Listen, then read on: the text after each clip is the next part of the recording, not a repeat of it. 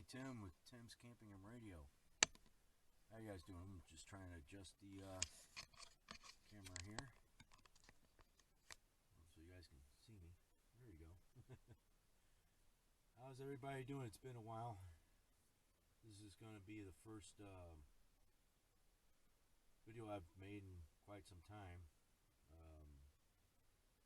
Just give you a few updates. I will try to post more content as time goes on.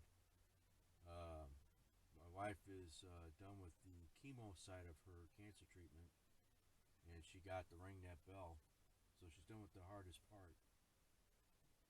Very proud of her. She's doing pretty good. She's a strong woman. Well, now she's doing this immunotherapy, and the immunotherapy, it's kind of hard to explain, but it's still basically based on the same principle of like the chemo treatment. They still go in through her port in her chest, and she goes there, but like I said, it's kind of hard to explain. So basically everything's done through the port in her chest. It's just like the chemo, but it's different, I guess, but it's not as harsh. But the side effects of the immunotherapy is that she's suffering from a lot of discomfort and joint pain. But she isn't giving up. She's still working. She's still trying to do stuff. I mean, get things done. Sorry I haven't had my coffee yet. I am totally wiped out. I am in a different location. Also, a different vehicle. I still have the truck, but I purchased a van. So this is the second time I've taken this van out, and later on I'll give you a tour of the van. It's I basically bought my son's 2010 Dodge Caravan and turned it into a no-build camper van. This thing, I think, is a game changer. Oh, I'm still going to take Bruce Boondocking Mobile out, but I haven't named the van yet, and I think I might call it Steve the Stealth Camping Van, after Steve Wallace, Camping with Steve. But this ain't a bad setup. I mean, but I'll give you a tour of that later, and I'll give you a tour where we're camping out and meal, what we're doing tonight. Now, I got here last night, and I didn't do any filming. I was just too whooped. I got here, well, I work nights, so last night was my first night of my day off. I was totally tired to begin with, so I got here, and then I guess I didn't eat dinner till it was like almost 9 o'clock. Matter of fact, I was on the phone with my brother talking to him while he's at work. He's a truck driver. So yeah, I was tired, and I just crashed out. I was trying to watch a movie, and I was done. I think I went to bed about 10 o'clock, and then I didn't get up till, gosh, about 30 minutes ago. So let's see what time it is. It is 10:42. So yeah, I got up around 10, so I slept for 12 hours. I was exhausted. Temperature ain't bad. It's about 55 degrees, so it's jacket weather. Last night I think it got down to about 49, upper 40, so it wasn't too terribly bad sleeping in here. It was great, but definitely jacket weather. Oh, take a look at this shirt. Camp North Star. What movie is it from? Comment down below. If you know where Camp North Star is, what movie was it from? I'll give you a hint. It starred Bill Murray. One of my favorite movies, all-time favorite movies. But I'm going to get this coffee going, wake up, and then I'll give you a tour where I am camping at and give you a little bit of a history of this place. So stay tuned. Tim Camping and Radio. Be back in a little bit.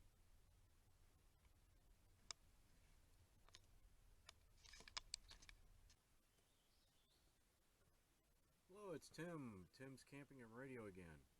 I'm back, and now I'm going to give you. Oh, I'm going to lose my camera. It started to shift on me. There we go. That's a little better. Yeah. I was walking around and I was reading the informational kiosk. I'm going to read to you guys later about the little info about this place. And look at the scenery. This is cool. Everything. All the leaves are on the trees now. And this is my first time here. Oh, wow. And my son just came up. He's here. He said he was going to come by and see me for a little bit. Let's go say hi to him.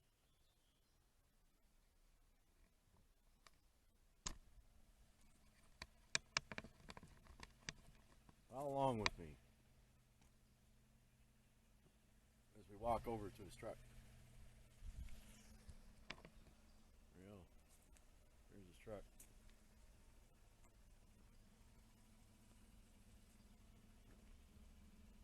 What up?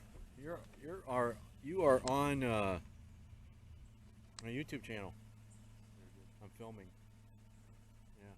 Okay. Yeah. Hi. Yeah, we look like twins almost. Better be. He doesn't look like the mailman. All right. Let me spend some time with my son here. This is Matt. Matt, say hi. Hello. All right. And I will get back with you guys in a moment. All right. Stay tuned, guys. More to come.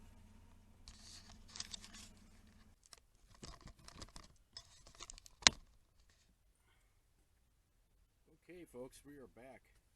Had a nice visit with my son. That was kind of unexpected. He just asked me where I was at and told him where I was, and out of the blue he shows up. So we had a good time. We had lunch together. Walked this hiking trail behind me here that goes down to the confluence of the Kaskaskia and the Mississippi, which we'll probably do a little tour of later on. And then let's see. Right now, I can give you a tour of my camper van. Yeah, I think I mentioned it earlier. I've got a 2010 Dodge Caravan that I bought from my son because they were getting another vehicle and they didn't have no need for a van. They got kids, and so I want to say hi to my grandchildren. Hi Riley. Hi Aiden. But yeah, I was like, what are you planning on doing with the van? He goes, selling it. I said, I got some plans for that. So what I did was I kind of did a no build van build for the camper idea. And let me tell you, this works superb. I love this. I can even get 2 people in here if I need to, which that there has been a learning curve, but I think I kind of got that dialed in now too. So I got some ideas on that. But there's going to be changes soon. But without further ado, let's get into this and give you a tour of the van.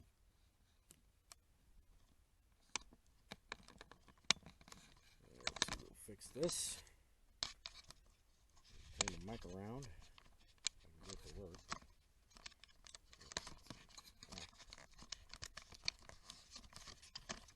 This mic is very directional, so I have to make sure that there you go. Slide it around, get back on there.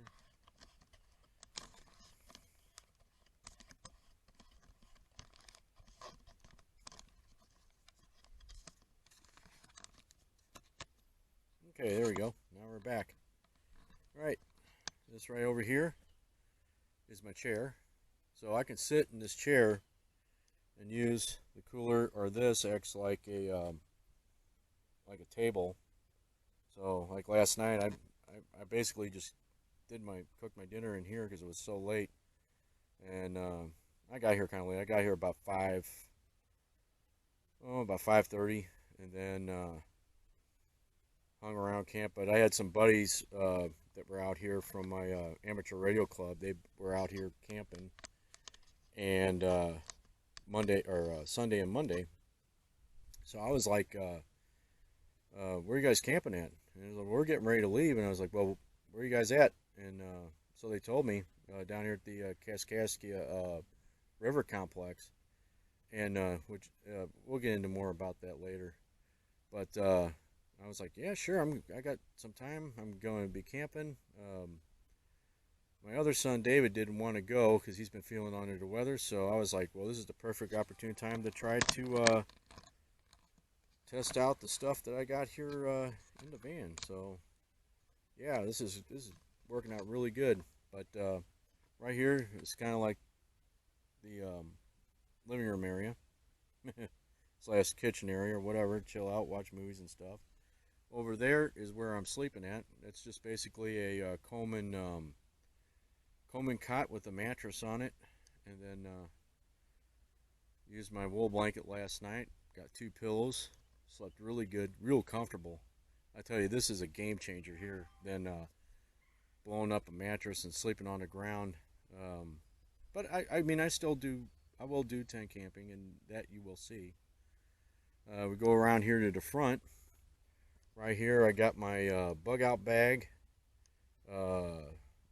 More stuff. Got my clothes bag here. This is blackout curtains, so I can put around the front of the window here, and it'll cover the side windows on the doors. I've got my screens in place for ventilation. They just slide right over those are the same ones that I had on the boondocking truck. So those are very nice to have. We'll walk around here to the front of the van. Back up a little bit.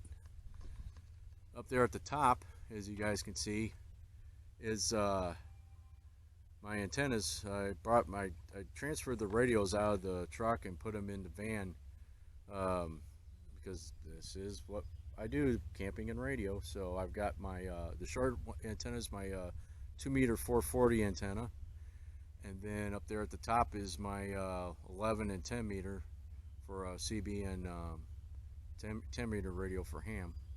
So I got that sitting right up there on top of the truck. And let's see, back up a little bit here. There we go. Let's see, I wonder if I got this zoomed in too much. Oh, that's zoomed in. That's zoomed out. Okay. Still trying to figure out this camera here. Then we go over here. Yeah, and when I got to camp, I slid all the chairs up so the driver's seat and the passenger seat, so I'd have more room to move around in there. Otherwise it'd be kind of cramped, but not too bad.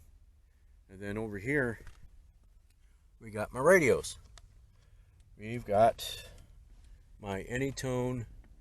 It's a dual band, so it does 2-meter and 440. Turn this on.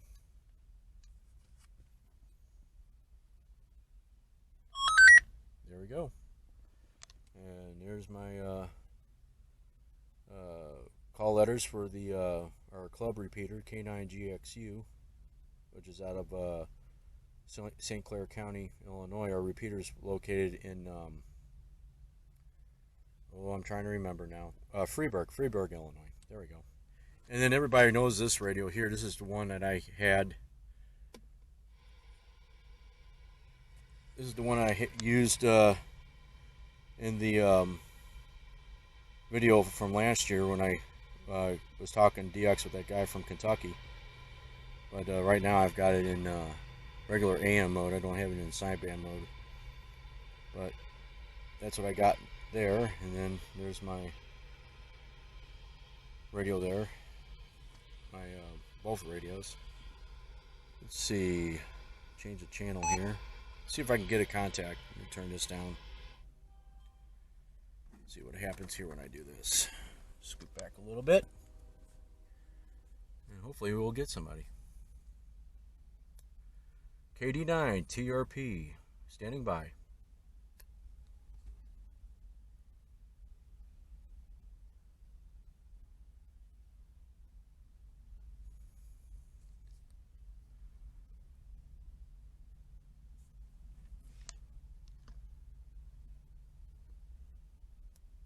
This is KD9 TRP. Anybody on frequency?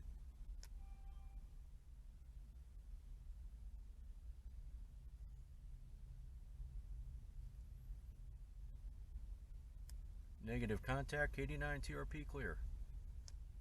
Alright, well, that didn't happen. Sometimes you get somebody out there, sometimes you don't. Oh, why is this loose? My microphone is loose. There we go. Now we're tightened it up a little bit. It's okay. Oh my. It's fine. Okay, so over here is the other side. Oh, this is a cool little device. This fits around your neck. So if I lay down, let's say like my head's up here, I can use that little thing as it fits my phone. And I can watch movies and stuff. That's what I did last night. That is pretty neat. Oh, and over here, well, it's my dessert for later. I got my electronics sitting over here charging up because I'll show you on the back side when we come around the back. But yeah, this use the existing cup holders for my stuff, as you can see. There's my Gorilla Tape cell phone holder and stuff. So works good. And there's my light. I don't know if you can see it very well. Pull it down. There it is. Great. Close it back up. There we go.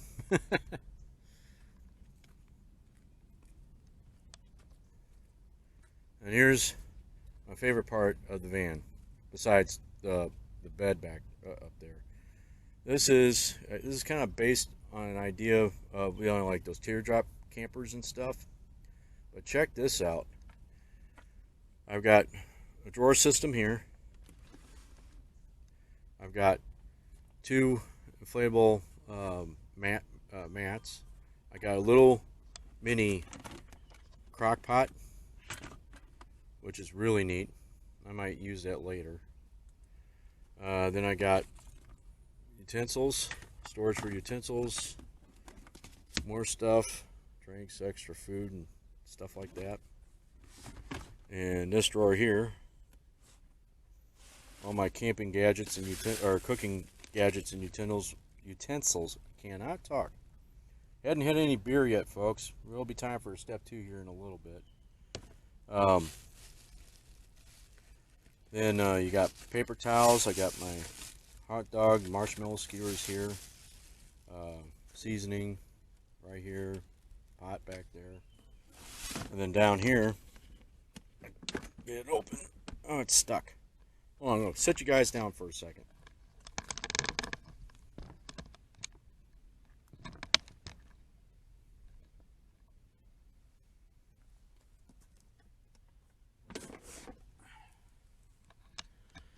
There we go. It's a learning curve, folks. Then right here I got all my propane. My one burner camp stove. There it is. See, there it is. Another propane, a little bit more. And then I got my more cooking gadgets. I got my flat pack grill, which is down below, which we'll be using that later on when I cook hot dogs. I got my fire starter here to get stuff going. Close that up. Then we come over here, and I got my bag full of food. Here's a cool tip: if it's just one person camping and you don't want to spend a lot of money, Dollar Tree is your friend. I'm telling you, any of those like Dollar Tree, dollar stores or whatever, I mean, you go there, grab some food, and for basically a few bucks, man, you got your food for at least, a couple days.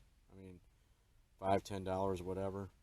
Brought some bread from home. Boy, that bread looks sad. But that's what I'm going to be using for my chili dogs. Yeah, I'm doing chili dogs again. Might do it a little differently though. I don't know. We'll see. And then there's games. Brought little cornhole game. That's the boards for the cornhole game. I bought that one on the last camping trip. I did not record that one because I forgot my camera and I didn't have it charged up. But I've got this one charged up now, so that's good. I still haven't gotten a new phone yet. So between the two, I will be filming on my phone and this once I get a new phone started. Then down here is another container I put back here. It just has like stuff, firewood. The firewood's down below. There it is. This part of it. Charcoal, lighter fluid, stuff to get the fire going and stuff. It's extra odds and ends. But yeah, I haven't gotten all quite dialed it in yet. But this is a good start, though. Eventually, I might do some changes. I don't know if I can squeeze a futon in here. And I've seen it done. That way I can, like, set the bed up, use it in couch mode. But that would require removing of these two seats and seats that are currently down here in the floorboard, which I probably will move at some point. They'll give me more extra storage and clear up a lot of the mess, a lot of the clutter. Yeah, it's kind of cluttered, but when I tell you what, this is cool. This is where it's at.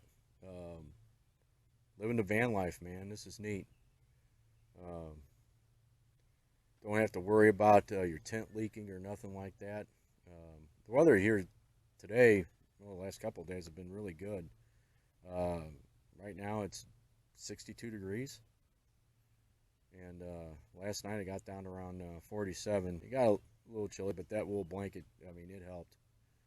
And if it rains later on tonight, as you guys can, I don't know, there's a little bit of breaks in the sky maybe. Hopefully it doesn't rain, but it's been raining a lot the past week. But later on we're going to take a walk and show you where the confluences meet and take a look at some other stuff. So stay tuned, guys. This is Tim's Camping and Radio channel. Be back in a while. Hello everybody, I am back. Just sitting here in a cup of afternoon coffee here. Just sitting here listening to the wildlife. I am the only one here. And this was what's great about being here during the middle of the week. I would imagine that this place, well, once it gets a little warmer, it'll probably be full on the weekends. Maybe, I don't know. But this is a really cool spot to be at. I mean, I'm enjoying it. You got the lock and dam, which is right over here. And you see barges going in and out. Maybe you might catch one later on coming through the locks.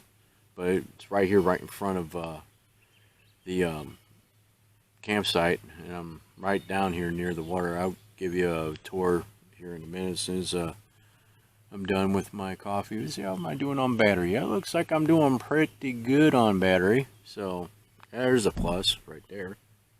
Cheers, everybody.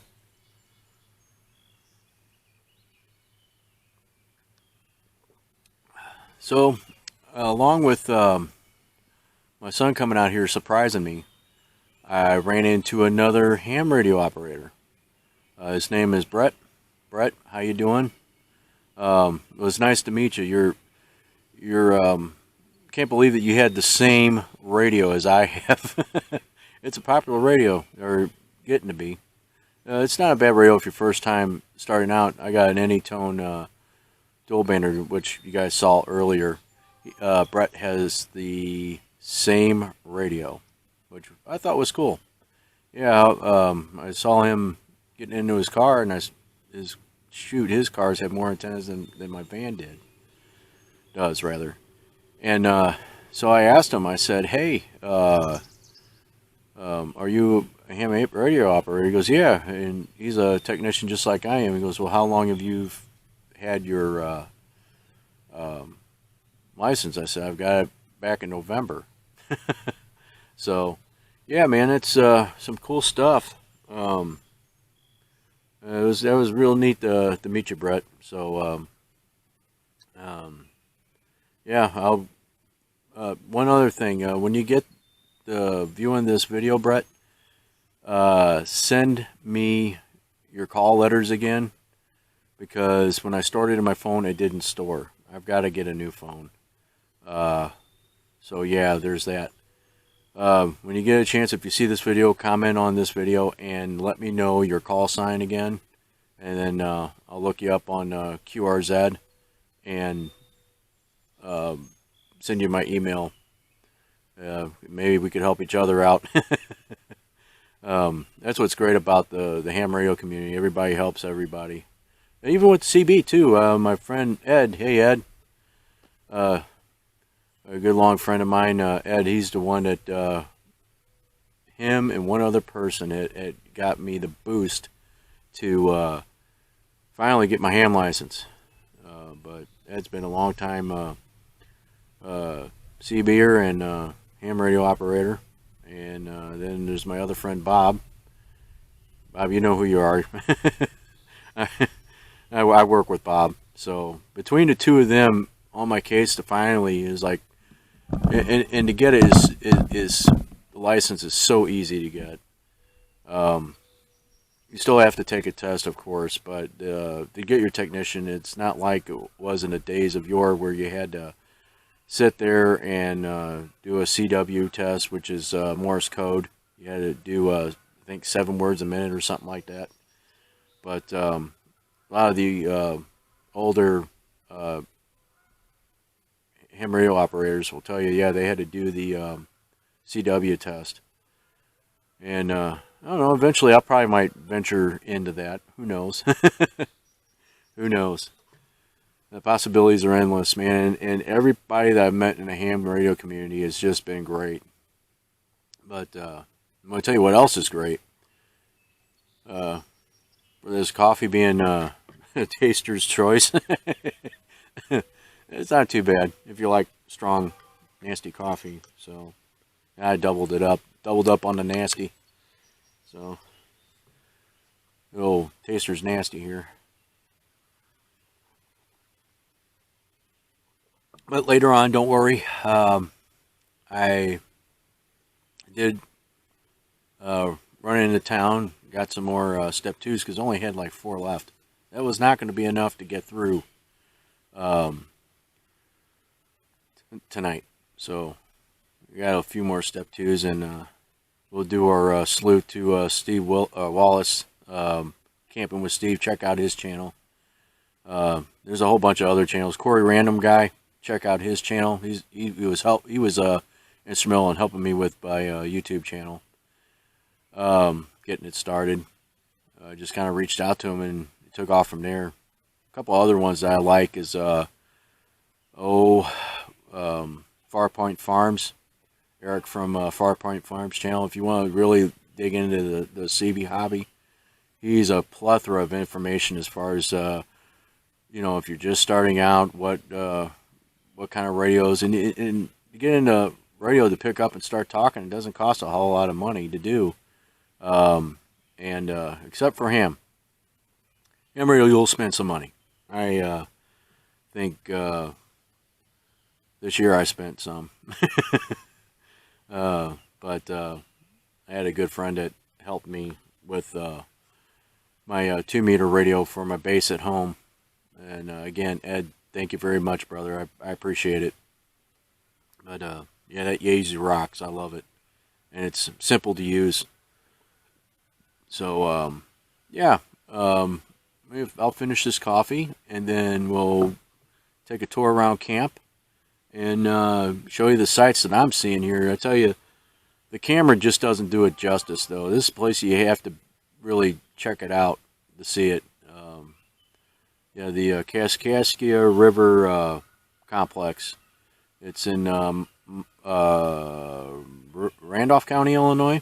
It's just west of Ellis Grove, Illinois. A little town of 400. It's right before you get to Chester, if you know the area that I'm talking about. Chester, the home of Popeye. Oh my gosh. Yep. Whoa! Yeah, that's my imitation of Popeye. So, yeah. But we'll get back. I'll get back with you guys in a little bit. I'm going to finish this coffee, and we'll take a tour of the camp and the area and take you down to the Confluence observation point. That is wicked to see there. It's kind of neat to see the two rivers come together.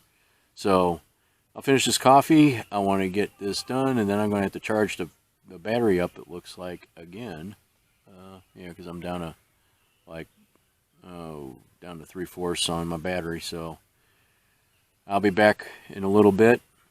And tomorrow is, to everybody, today's May 4th. May the 4th be with you. Oh, I'm terrible.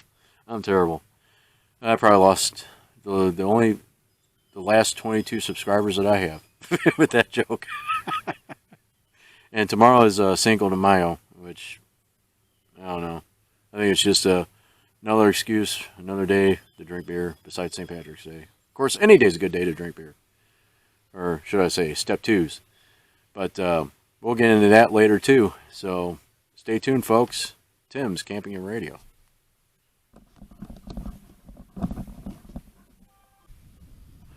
Okay, we are back. Give you a tour of the camp. There's the little chair. And there's the fire pit, which we might have a fire later, hopefully. Then the table where I have my coffee and stuff. Oh yeah, there's the beer box. That's going to be burnt later to get the fire going. There's the van, and we'll walk out this way. Over here's the river. This is the Kaskaskia River. But we will walk down to the confluence part, and there's a little kiosk thing here. The lock is right there in front of me. We'll go, and then later on tomorrow, probably take a tour of that too. Hopefully. There was nobody there today. But this is the thing, kiosk, information kiosk. But I'll read this off to you guys. It says here, welcome to the Kaskaskia River Confluence Trail and Heritage Area, where the Kaskaskia River meets the Mississippi in Randolph County, Illinois. And right here you can see where the lock and dam is. Whoops.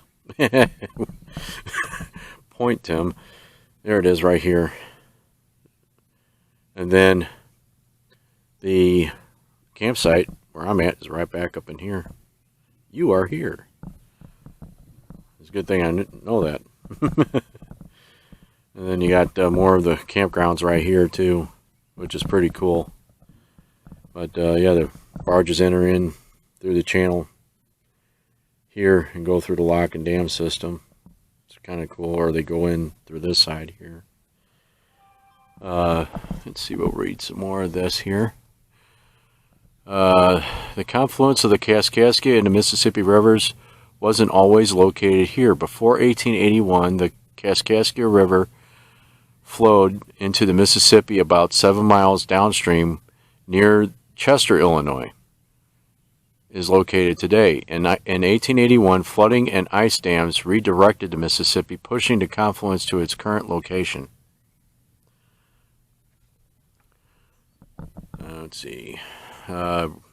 America's great rivers have always been highways. The region's earliest vessels were dugout and birch bark canoes used by the Native Americans. Colonial settlers brought log rafts, flatboats, and keel boats. The first steamboat on the Mississippi arrived in 1817, and for a brief period, starting in 1837, steamboats served the Kaskaskia River too. Today, modern towboats push large groups of barges moving millions of tons of cargo on navigable, there we go, rivers. And then there's your warning thing. Respect the river, dangerous currents. The water may look like it's moving slowly, but it's actually moving very quickly. No swimming or wading. Watch out, stay away from unstable banks. Keep close eye on children, pets on leashes. Yeah. Keep fires contained in areas only. That's basic information. And then here's some other stuff here. It really talks about the area here. In 1703, here's the timeline right here. We'll read it real quick. We'll just fly through this. The Illinois tribes established the village of Kaskaskia River 7 miles north of its confluence with the Mississippi. The Jesuits and other French people in the area settled in with the natives. The historic French and colonial village of Kaskaskia is born. 1718, the center of French colonial rule over this portion of the Louisiana Territory moves from Canada to Kaskaskia, continuing until 1720 when it moves 18 miles up from the Mississippi River to Fort de Chartres. That's a cool place. I've been there before, and we will maybe take a tour of that one of these days while we're out and about. Let's see. Here we go. Sorry. There's a picture of King Louis the 15th of France. Yeah, I can kind of figure out Roman numerals a little bit. King Louis XV. Sorry. They're getting a phone call. Be right back, folks. Okay, we're back. That was my son. He was calling me. Let me know that you made it back okay. But let's see. Well, where were we? Oh, here we go. As a tribute to Kaskaskia's, in 1741, as a tribute to Kaskaskia's French settlers, King Louis the 15th of France commissions a bell of the Church of the Immaculate Conception cast in France and arrives in Kaskaskia at 1743. Let's go over here. Following the French and Indian War in 1765, this is 1765. Following the French and Indian War, the British take control of Fort de Chartres. In 1778, Revolutionary War officer George Rogers Clark and his men capture Kaskaskia from the British residents, ring the church bell in celebration, and it becomes known as the Liberty Bell of the West. Wow. Did not know that. Yeah, there's a picture of that right there. And then you got the Pierre Menard State Historic Site. That's not too far away from here. Let's see. Oh, we're getting into the Lewis and Clark stuff. Meriwether Lewis and William Clark arrive at Kaskaskia to obtain supplies for their expedition to the Pacific Ocean. They also recruited 12 U.S. soldiers from Fort Kaskaskia who accompanied the expedition. 1818, Kaskaskia is named the capital of the newly established state of Illinois. I never knew that either. Population peaks to 7,000. Wow, I did not know that. That is cool. Let's see. Yeah, this is a showing of the old map. How well that's picking up. In 1881, Mississippi River floods and ice dams gouge a new channel north of the Kaskaskia village into the Kaskaskia River bed. Over the next 40 years, the river continues to scour its main channel on the Kaskaskia, abandoning this old channel. This slowly destroys the old village of Kaskaskia and forces the village relocation to what is now the new village of Kaskaskia, now an island. Kaskaskia is the only Illinois community west of the Mississippi. I did not know that either. That's cool. And we jump forward to 1948. 1948, a state historic site and shrine located on Kaskaskia Island is built that holds the now cracked Liberty Bell to the west. Kaskaskia Lock in 1962, Kaskaskia Lock and Dam. Channelization project is authorized. Construction is completed in 1974. And we'll take a tour of that tomorrow before we head on out of here. 1993, the Mississippi River flood, record flood crests at 49.74 feet. That's 22.74 feet above flood stage. Hope I got my mic on. And in 2003 is the 300th anniversary, the establishment of the village of Kaskaskia, the oldest permanent community in the state of Illinois.